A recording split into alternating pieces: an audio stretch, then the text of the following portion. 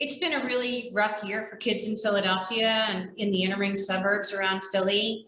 And it wasn't just because of COVID, obviously. It was because the quality of the educational experience was so significantly undermined by the fact that they weren't going to school and by the fact that our schools for years have been starved of resources. So they weren't able to respond and rapidly teach our kids. In fact, kids in the poorest schools in Philly and around us didn't have computers for months, didn't have digital access. And we sent a really clear signal to them that they didn't really matter. And most of those children, 7 out of 10 of them, were children of color. And this is on top of years of disinvestments in their schools, where the ceilings are crumbling with asbestos tile and lead paint, where children are getting sick going to schools that are suffering and covered in mold, and where teachers are teaching in classes with 32 children as a norm.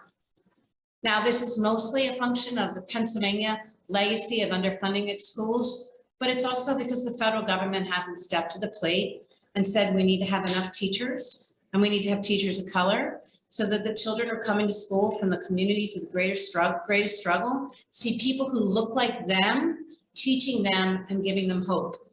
And this is the year, in my estimation, where hope died for so many children, where they were sitting on the sidewalk outside their school building, trying to get a little bit of bandwidth so they could tell their teacher they desperately wanted to go to school, but they didn't have the bandwidth at home. And they were doing this on their phone because they might have been given computers, but there was no way they could afford the internet costs from their home. And children who did go to school, it was hard. It was hard to stay motivated every day. And now we've only had 3 weeks of school for lots of kids in Philly. Our middle schools and high schools only returned for 3 weeks. And our children in K through 7 didn't go back to school until February.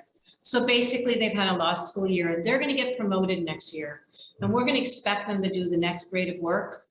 And 7 out of 10 of them started school without high quality pre-K, so they started behind anyhow.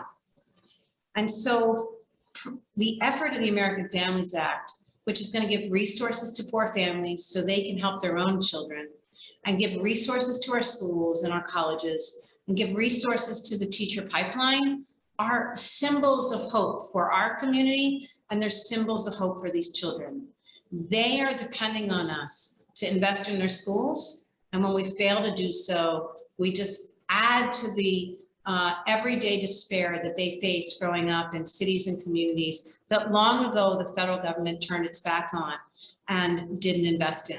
So I'm hoping that we can collectively work together to get these bills passed, because it's the best way to show the kids of my city and show the kids of every city that we believe in them, we believe in their future. And this may have been a bad year, and this may have been a bad period, and we owe it to them. And we're standing up for them and investing in their education, from pre-K to K-12 to college, and all the inputs necessary for that to succeed. That's what's going to bring opportunity to the children of color of my city. That's what's going to bring opportunities to every city that's like Philadelphia, that for years has suffered from disinvestment in our educational system.